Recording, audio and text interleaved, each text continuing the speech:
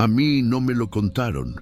Yo la vi muchas veces, siempre sentada frente a la tienda, con los brazos cruzados y ese abrigo que ya parecía más una manta. Le decían la China, aunque no tengo idea por qué. Ni era china ni se peinaba raro, solo estaba ahí, todas las madrugadas, no molestaba a nadie.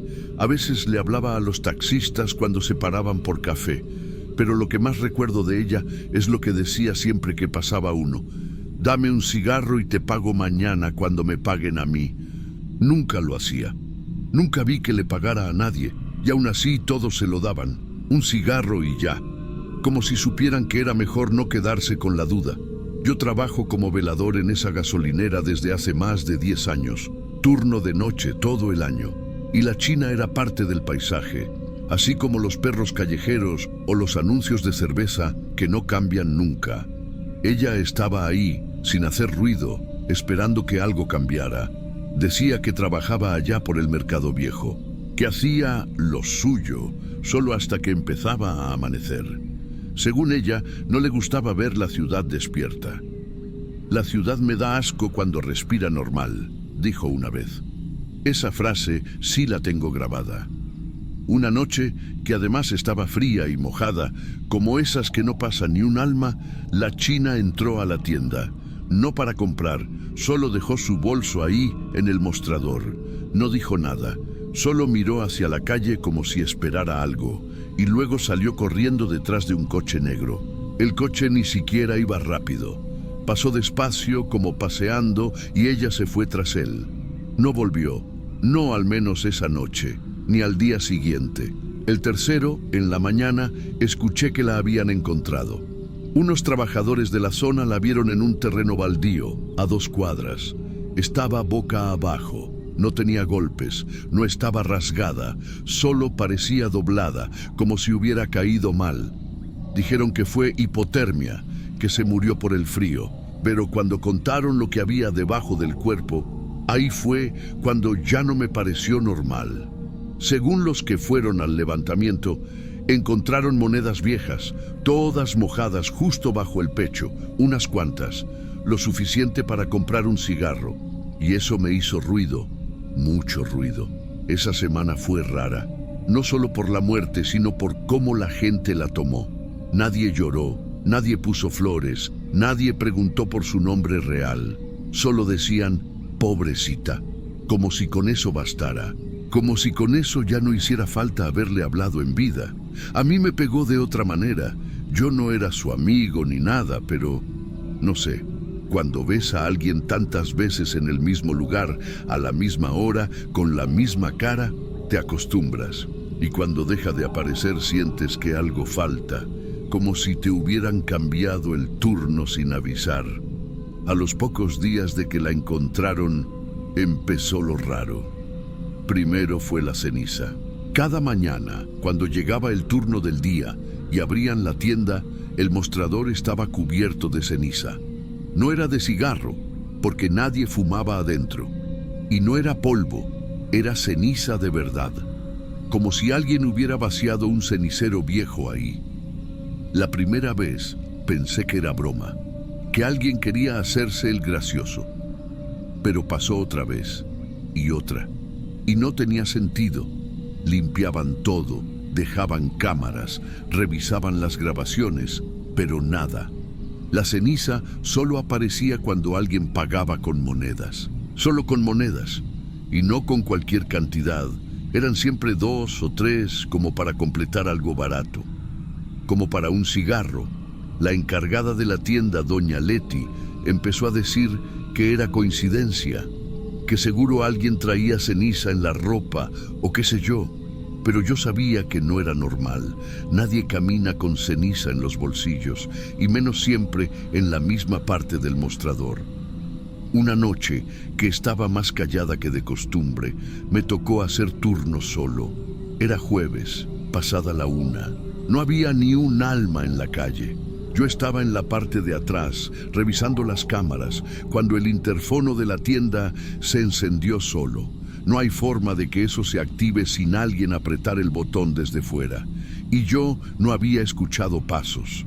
Lo dejé sonar, por si era error, pero luego escuché una voz, rasposa, ronca, pero bajita, como si saliera de alguien que ya no tiene garganta.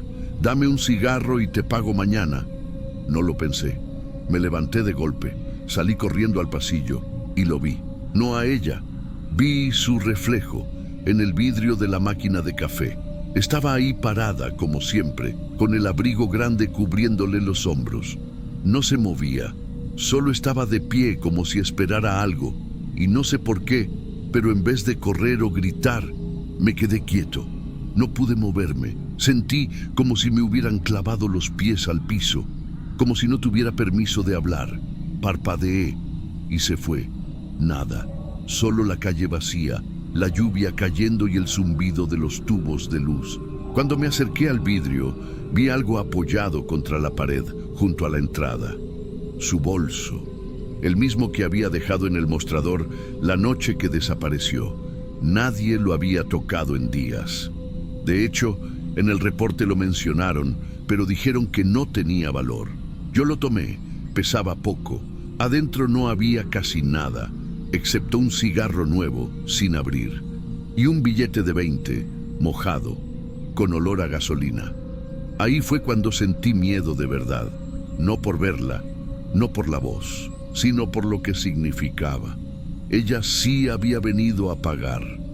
Desde esa noche, empecé a dejar un cigarro en el mostrador, justo al lado de la caja. Uno solo, envuelto en papel. No digo nada, no lo menciono. Solo lo dejo ahí por si vuelve. Porque si no lo hago, pasa algo. Lo descubrí la segunda vez que olvidé dejarlo. Eran como las 2:30. Yo me distraje, estaba viendo el celular. Y de pronto se fue la luz. No la del local, no, las del pasillo. Solo esas se apagaron de golpe. Y luego escuché el ruido. Una moneda, rodando por el piso, lenta, dando vueltas, hasta detenerse justo frente a la caja. No había nadie, pero sentí que sí. Sentí que alguien me miraba desde afuera. Desde entonces no fallo. Cada madrugada, antes de que marquen las 3, dejo su cigarro. A veces el viento lo mueve, a veces al día siguiente ya no está. No quiero saber si alguien lo toma, no me importa. Solo sé que ella sigue ahí, esperando su cambio. Y yo no quiero deberle nada.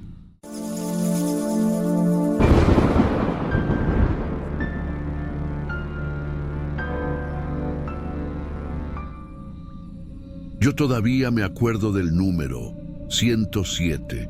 No importa cuánto tiempo haya pasado, no se me olvida. Y no es por la habitación en sí. Era como cualquier otra. Lo que me marcó fue lo que pasó ahí. Después de esa noche, nadie volvió a pedirla. Y los pocos que sí, bueno, terminaban pidiéndose otra cuando veían que la luz del pasillo parpadeaba. La gerencia siempre decía que era un tema del cableado viejo, que en esa zona fallaban los focos. Pero no era eso. Yo lo sé. Porque esa fue la última habitación donde entró Yuridia. Era clienta de siempre, tranquila, nunca hacía escándalo. Llegaba sola, pedía lo de siempre y ya. Yo la veía cada semana. Trabajaba en los bares de Lincoln, no sé en cuál exactamente, pero la reconocías porque siempre venía con la misma chaqueta rota y un bolso con cierre flojo. No era una mujer que llamara la atención, pero tenía una forma rara de mirar, como si ya supiera cómo iban a salir las cosas. A veces llegaba más temprano, antes de que abriéramos todas las habitaciones, y se quedaba sentada en el vestíbulo, frente al espejo. Se retocaba los labios y me decía: «Aquí, por lo menos, nadie me pregunta mi nombre real». Y se reía bajito, como si eso fuera suficiente. Esa noche ella no fue la primera en llegar. Primero vino un hombre que no habíamos visto antes, alto, muy serio. Traía una gorra con visera, esas que no dejan ver los ojos. Me pidió la 107, pagó en efectivo y dijo que su acompañante llegaría más tarde. Nada raro, pasa todo el tiempo. Como media hora después apareció Yuridia. Yo me acuerdo porque ya eran casi las 11 y ella siempre llegaba como a las 10. Tenía el mismo bolso flojo y el vestido azul oscuro que ya le había visto otras veces. Me pidió la llave con la voz medio ronca, como si hubiera estado hablando fuerte. Yo se la di, sin sospechar nada.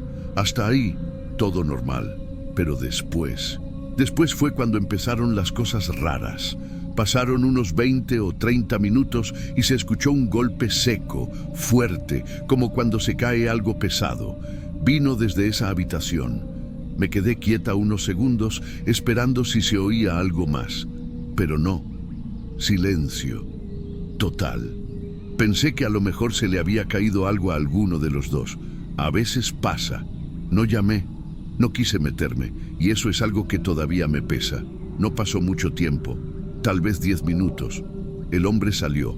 Solo. Yo lo vi por las cámaras. Caminaba con la cabeza baja, no se detuvo en recepción ni dijo nada. Cuando le pregunté si todo estaba bien, solo dijo que su amiga se quedaría a dormir y se fue. Yo no sé por qué lo dejé ir tan fácil. No lo pensé. Quizá porque ya estaba cansada o porque me pareció normal. Pero algo dentro de mí ya se estaba revolviendo. Algo no cuadraba. Al día siguiente, la mucama tocó la puerta y nadie respondió. Pero la cadena de seguridad estaba puesta desde adentro. Tuvieron que forzar la cerradura. Cuando entraron, lo primero que sintieron fue el olor. Era un gas denso, como cuando se escapa algo del calentador. El televisor estaba encendido, pero en pura estática, y Yuridia estaba acostada en la cama, con los ojos cerrados, como si estuviera dormida. No tenía golpes, no había señales de violencia. La policía dijo que fue intoxicación, que probablemente dejó el gas abierto. Lo pusieron como suicidio, pero el calefactor estaba desenchufado. Yo lo vi con mis propios ojos. Yo misma fui quien firmó los papeles para que llevaran el cuerpo al anfiteatro. No había ningún familiar. Nadie preguntó por ella. Yuridia se fue igual que vivió, sin hacer ruido, sin que nadie reclamara nada. Cuando el forense trajo el reporte, me llamó la atención una cosa que dijo al pasar. Lo dijo como si no importara, pero yo no me lo quité de la cabeza. Tenía marcas en la piel, como de cinta adhesiva, como si la hubieran sujetado, pero no hay huellas. Lo dijo así, y después cambió de tema. Yo sé que si hubiera sido otra persona, alguien con dinero o con familia o con un apellido importante, no lo habrían cerrado así. Pero era ella, una más. Después de eso, algo en esa habitación se quedó mal. El sistema empezó a hacer cosas raras, madrugadas donde aparecía una reserva confirmada a nombre de Yuridia H. Pero cuando íbamos a buscar el comprobante, no había nada. Y a veces, en el libro físico, porque aquí todavía usamos uno, su nombre aparecía escrito como si se hubiera corrido la tinta. Siempre en la línea de la habitación 107. Una madrugada, el supervisor me pidió que subiera yo a revisar. No había huéspedes, solo nosotros. Subí con la linterna. La llave de esa habitación la tenían guardada aparte, pero ese día me la dieron. Cuando abrí la puerta, sentí un aire helado en la cara. No como cuando prendes el aire acondicionado. No, era otro tipo de frío, como si la habitación no hubiera sido abierta en años, aunque yo sabía que sí. Todo estaba en orden, solo que sobre la cama había algo. El vestido azul, ese mismo vestido que ella traía la última noche. Estaba doblado con cuidado, ni una arruga. Me acerqué al baño, sin saber por qué, tal vez por costumbre. El espejo todavía tenía la rajadura del lado izquierdo, donde a veces ella se sentaba a pintarse. Y ahí fue donde lo vi. No sé si fue con el vapor o con algo más, pero estaba escrito. Por lo menos, aquí sí sabías mi nombre. No lo toqué. Solo bajé corriendo y entregué la llave. No dije nada. Y desde ese día, nadie volvió a usar esa habitación. Dicen que está clausurada por mantenimiento, pero no es verdad. Los nuevos empleados no lo saben todo. Y a veces me preguntan por qué se escucha un golpecito en la recepción cerca de la medianoche. Dicen que son 3 golpes, siempre 3, suaves, como si alguien estuviera esperando su turno para registrarse.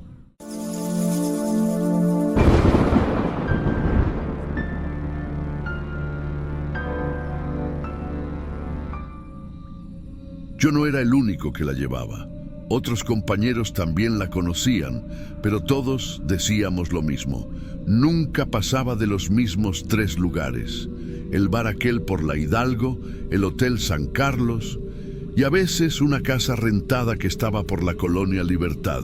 Siempre la misma frase: devuélveme antes del amanecer.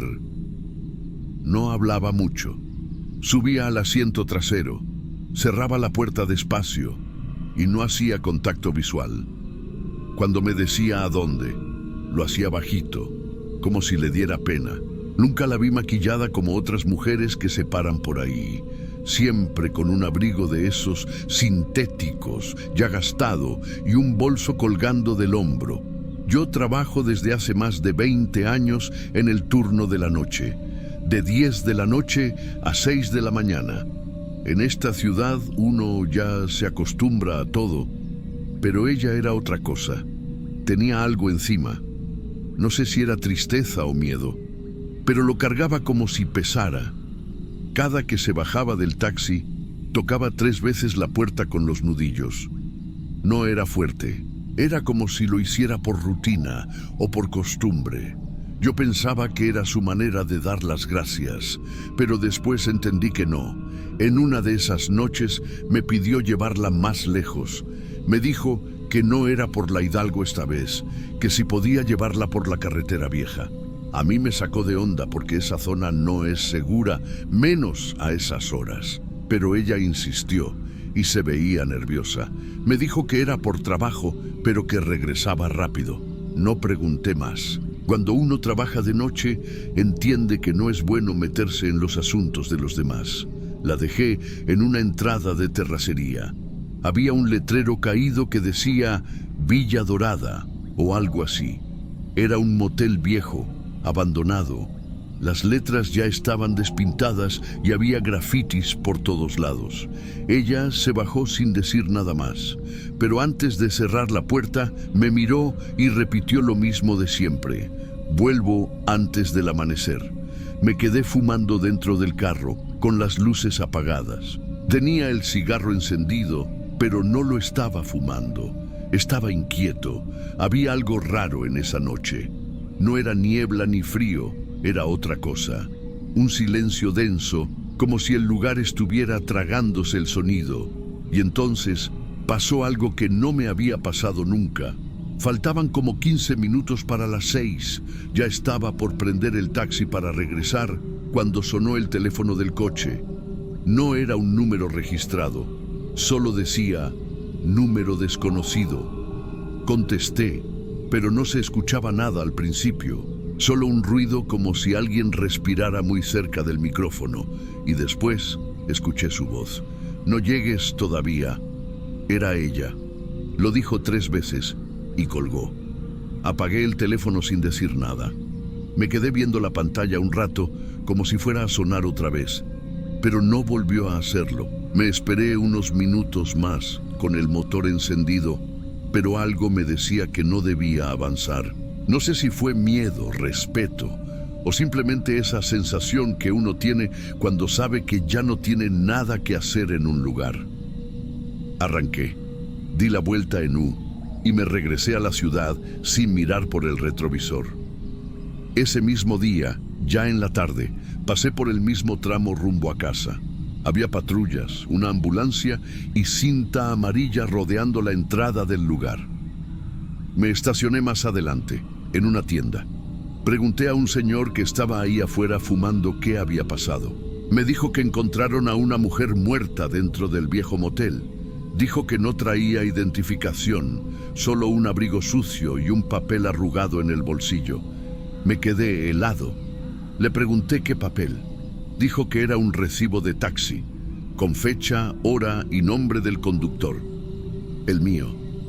No regresé a trabajar esa noche, ni las que siguieron. Estuve como una semana sin salir. Pensaba en si debía ir a decir algo, pero ¿qué iba a decir?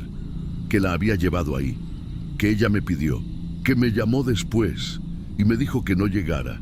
Y luego pensé en otra cosa. ¿Cómo marcó al taxi si no tenía su teléfono? ¿Cómo sabía la hora exacta? ¿Por qué me pidió siempre lo mismo? Las noticias dijeron que no había signos de violencia, que fue asfixia, pero que no encontraron restos ni marcas, que parecía como si se hubiera quedado dormida y ya no despertó.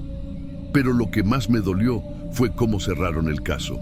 Mujer no identificada, posible indigente, sin familiares conocidos. Ay, no era una indigente, era alguien, no sé quién, pero era alguien. Tenía nombre, aunque no lo dijera. Tenía miedo, aunque no lo contara. Y tenía una rutina. Tocaba 3 veces antes de bajarse, como si eso la protegiera, como si con eso pudiera volver. Desde entonces, todas las mañanas a la misma hora, 5:45, el taxímetro se enciende solo. Me ha pasado como 4 veces. La pantalla muestra un viaje programado, aunque yo no lo haya agendado. Dice lo mismo. Hotel San Carlos, carretera vieja. Una vez, sin pensar, puse el coche en reversa como si fuera a ir. Pero frené. No volví a tomar ese camino. No lo pienso hacer. A veces, cuando abro la ventanilla para que entre aire, escucho 3 golpecitos en la puerta trasera. No hay nadie ahí, pero los escucho clarito. Y aunque sé que ya no va a regresar, parte de mí sigue esperando verla ahí, de pie, con su abrigo viejo y el bolso colgado, diciendo bajito, solo hasta el Hotel San Carlos, pero devuélveme antes del amanecer.